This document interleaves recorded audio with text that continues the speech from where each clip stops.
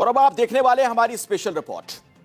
राजस्थान के पूर्व मुख्यमंत्री अशोक गहलोत ने दो टूक कहा कि अगर विपक्षी दलों को बीजेपी को सत्ता से हटाना है तो फिर उन्हें राहुल गांधी को इंडिया गठबंधन का नेतृत्व सौंपना होगा। प्रधानमंत्री मोदी के खिलाफ राहुल गांधी को चेहरा बनाकर लड़ना होगा। गहलोत ने देश के मौजूदा हालात को खतरनाक बताया। बीजेपी पर चुनाव जीतने के लिए धार्मिक ध्रुवीकरण करने का इल्जाम भी लगाया। साथ ही यह भी कहा कि अगर आज इंदिरा गांधी होती वो बीजेपी पर बैन लगा देती, लेकिन बीजेपी का कहना यह कि इंदिरा गांधी ने देश पर आपातकाल थोपा था और गहलोत तुष्टीकरण की राजनीति के लिए ऐसे बयान दे रहे हैं जो लोकतंत्र के खिलाफ है।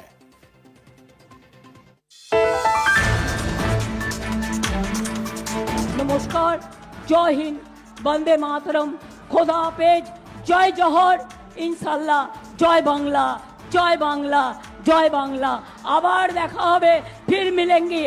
राहे गुलशन तो फूल खिलेंगे और जो फूल खिलेंगे और रहा तृणमूल तो फिर मिलेंगे।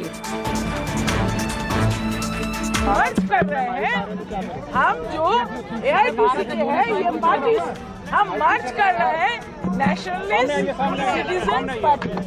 सिटीजन पार्टी को साथ हम लोग मर्ज करेंगे। वो एक स्वीकृत पार्टी है रीजनल स्तर पे। करेंगे राष्ट्र के लिए और प्रधानमंत्री के नेतृत्व में एनडीए के साथ हम लोग काम करेंगे।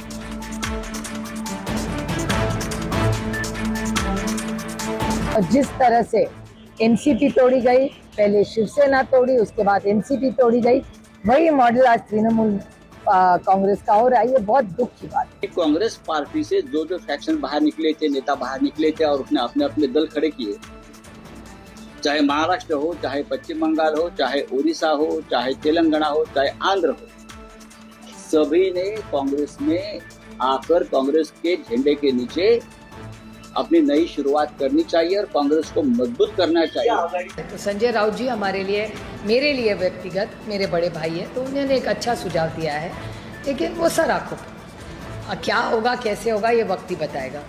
और जो तृणमूल कांग्रेस में होता है वो हम सह चुके हैं। पहले शिवसेना तोड़ी, उसके बाद एनसीपी तोड़ी, अब तृणमूल की बारी, तो हम ये भुगत चुके हैं। कांग्रेस से टूटे हुए जो लोग हैं, ममता बनर्जी होने दो, पवार साहब होने दो, और जो भी है, उन्होंने कांग्रेस में आना चाहिए और कांग्रेस मजबूत बनाना बहुत जरूरी है। बीजेपी आरएसएस से अकेले नहीं लड़ पाएंगे। शिवसेना, एनसीपी और टीएमसी की तरह दूसरे क्षेत्रीय दल भी खत्म हो जाएंगे। अगर वक्त की नजाकत को नहीं समझे, एक दूसरे से हाथ मिलाए, तो बारी बारी से सब हार जाएंगे। सबके सियासी सपने रेत के महल की तरह चकनाचूर हो जाएंगे, क्योंकि खेल का मैदान ही साजिशों के साथ बनाया गया है। लिहाजा चुनावी लड़ाई के पारंपरिक हथियार अब काम नहीं आएंगे। कुछ इसी अंदाज में राहुल गांधी ने इंडिया गठबंधन की बैठक में अपने सहयोगियों को चिताया। संजय राउत को भी ये सुझाव रास आया। हालांकि कांग्रेस से अलग होकर नई पार्टी बनाने वालों ने चुप्पी की चादर ओढ़ ली, लेकिन अब राजस्थान के मुख्यमंत्री रह चुके कांग्रेस के वरिष्ठ नेता अशोक गहलोत ने भी विपक्षी खेमे को सीधा संदेश दे दिया। दलील ये कि अगर बीजेपी और आरएसएस से लड़ना है तो सभी दलों को कांग्रेस के छतरी के नीचे आना होगा। पीएम मोदी के खिलाफ राहुल गांधी को चेहरा बनाना होगा। इंडिया गठबंधन की मीटिंग हुई थी तो राहुल गांधी जी ने खुल के बातें कही थी। आप देखा होगा मीडिया में, राहुल जी ने जो उसको दिया है पॉडकास्ट में, आप देखिएगा, सुनिएगा, खुल के बातचीत करी। मेरा मानना है कि इंडिया गठबंधन जो है उसको मजबूत करने की आवश्यकता है। मजबूत करने की जिम्मेदारी सबसे बड़ी है किसी की, तो कांग्रेस की है, क्योंकि कांग्रेस सबसे बड़ी पार्टी है। अभी संजय राउत जो थे शिवसेना, उसने कहा था कि जो पार्टियां कांग्रेस अलग होकर गई है उन सबको वापस कांग्रेस में आ जाना चाहिए। मैंने भी उसका समर्थन किया। मैंने ये भी कहा कि इंडिया गठबंधन को खुल करके राहुल गांधी को नेतृत्व प्रदान करना चाहिए। ये हमारे नेता लेते रहे मोदी वर्सेस राहुल गांधी। जनता चाहती है कि मालूम पड़े भाई आपके सामने कौन है जो सब स्वीकार करते हैं। जयपुर में मौलाना अबुल कलाम आजाद वेलफेयर सोसाइटी के एक कार्यक्रम को संबोधित करते हुए राजस्थान के पूर्व मुख्यमंत्री अशोक गहलोत ने इतिहास के पन्ने भी पलटे। दलील ये कि सत्ता परिवर्तन तभी संभव है जब विपक्ष एकजुट हो जाए। हालांकि पूर्व प्रधानमंत्री इंदिरा गांधी और राजीव गांधी की चुनावी हार का जिक्र करते हुए गहलोत ने वामपंथियों और समाजवादियों को भी आईना दिखा दिया। इंदिरा जी के वक्त में, राजीव जी के वक्त में भी कांग्रेस वर्सेस ऑल, और मुझे अफसोस कहते हुए उसमें सीपीआई, सीपीएम, सोशलिस्ट पार्टी भी बीजेपी के साथ मंच पे आ गई। कांग्रेस हटाओ देश बचाओ, ऐसा बचा दिया देश 2 बार। आंधी चली इंदिरा गांधी के वापस 2.5 साल के अंदर ही, और थम्पिंग मेजोरिटी वापस देगी जनता ने इंदिरा गांधी को प्राइम मिनिस्टर बनाया। ये तो इतिहास गवाह है। बदनाम कर दिया राजीव गांधी को बहुत करते करते 60 करोड़ का मामला। अब आरोप लगाते 12,000 करोड़ का आरोप लगाते हैं तो मीडिया कोई इश्यू नहीं बनाता है यहाँ फैज के अंदर। और सरकार बदल दी, 1 साल 1.5 साल चली सरकार, 2 सरकारें, वापस कांग्रेस सरकार बनी। आप सोच सकते हैं कि अब समय आ गया है कि बीजेपी वर्सेस ऑल हो, तब जाके इनकी आंखें खुलेगी। ये मेरा मानना है। ये कांग्रेस को प्रयास करने पड़ेंगे, कांग्रेस प्रयास करेगी, और जब जनता समझ जाएगी कि वास्तव में सच्चाई कांग्रेस के साथ में है, तो सत्य ही फिर जो है एनडीए के साथ जो पार्टी लगी हुई है मोदी जी के साथ में, बीजेपी के साथ में, जब जनता उनके इलाकों की खिलाफ होगी बीजेपी के, तब जाके वो पार्टी एनडीए जो है वो पार्टी छोड़ करके इंडिया गठबंधन बनाने का प्रयास करेगी, तब जाके बीजेपी को समझ आएगा। सवाल है कि आखिर राहुल गांधी ने इंडिया गठबंधन की बैठक में ऐसा क्या कह दिया था जिसको लेकर सियासत में गर्मा गर्म बहस छिड़ी। 8 जून को दिल्ली में हुई इंडिया गठबंधन की बैठक में राहुल गांधी ने जो बातें कही उसका ऑडियो भी उन्होंने जारी किया है। 12 जून को राहुल गांधी ने अपना मूल भाषण जारी किया जो अंग्रेजी में था। अगले दिन लोगों की मांग पर राहुल गांधी ने इसका हिंदी अनुवाद भी जारी किया। कांग्रेस पार्टी एक प्रतिरोध आंदोलन है जो इस विचारधारा की रक्षा करती है कि सभी भारतीय समान हैं। हम मूल रूप से आरएसएस की सोच के खिलाफ हैं। बीजेपी या आरएसएस का साथ देने या उनसे समझौता करने से पहले हम मर जाना पसंद करेंगे, कांग्रेस पार्टी में ही मर जाएंगे। ऐसा करने के लिए आपको हमारे सिर काटने होंगे। मैं इस देश में ऐसे लाखों कांग्रेस कार्यकर्ताओं को जानता हूं जो कहेंगे हमारे सिर काट दो, लेकिन हम आरएसएस के सामने नहीं झुकेंगे। मुझे ये कहते हुए अफसोस हो रहा है कि इस ग्रुप में एक कन्फ्यूज़न है।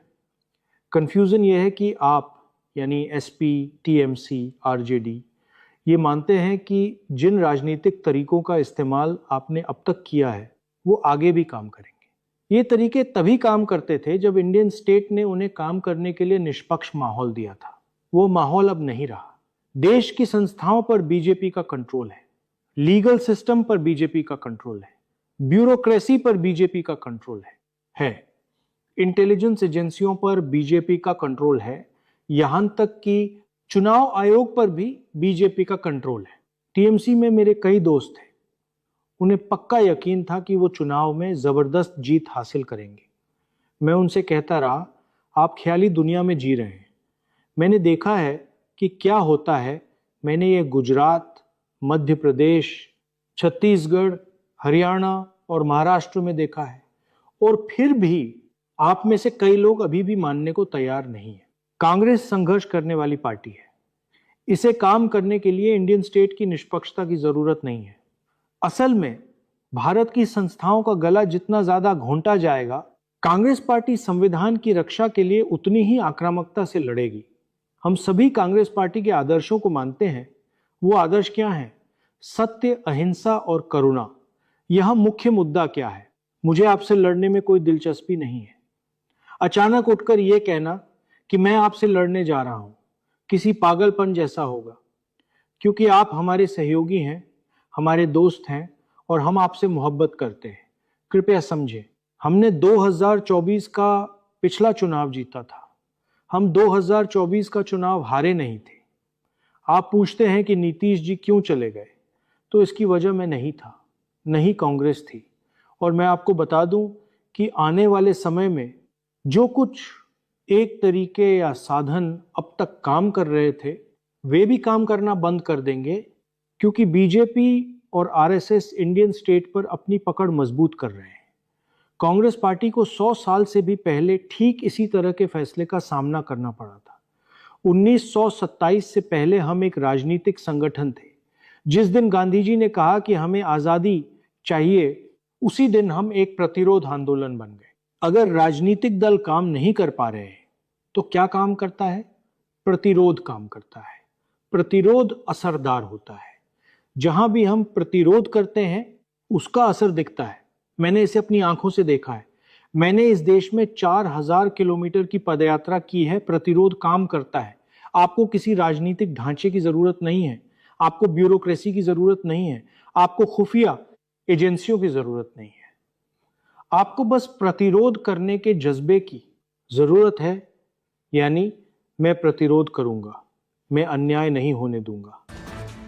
इंडिया गठबंधन की बैठक में राहुल गांधी ने जिस अंदाज में अपने सहयोगियों को आईना दिखाया, अशोक गहलोत ने उसका विस्तार कर दिया।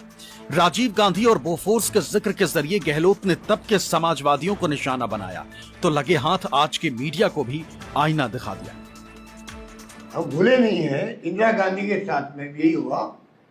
कांग्रेस वर्सेस और पार्टी हो गई थी।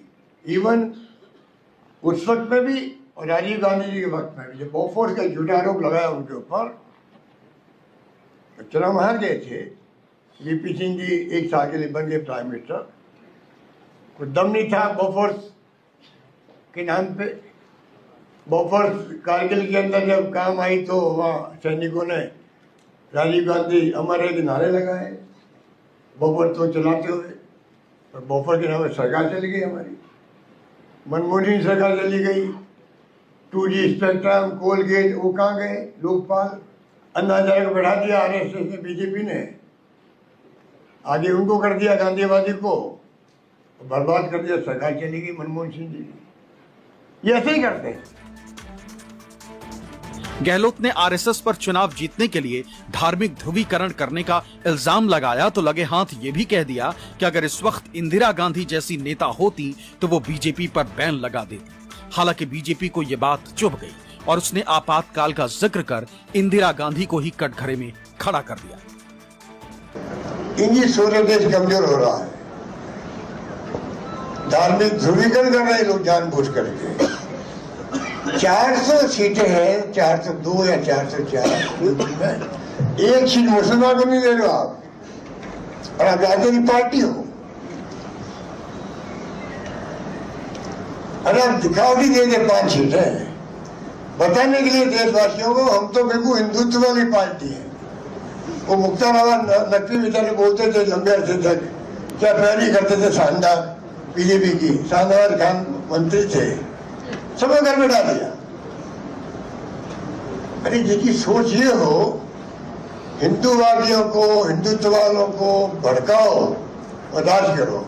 और इंदिरा गांधी ऐसी नेता होती ना तो ऐसी पार्टी में बैन लगा देती वो। अशोक गहलोत जी के विचार कुछ भी हो सकते हैं, लेकिन जिस भावना से वो बात कर रहे हैं, किसी भी पार्टी पे प्रतिबंध लगाना ये न तो मूल संविधान में है और न ही लोकतंत्र में।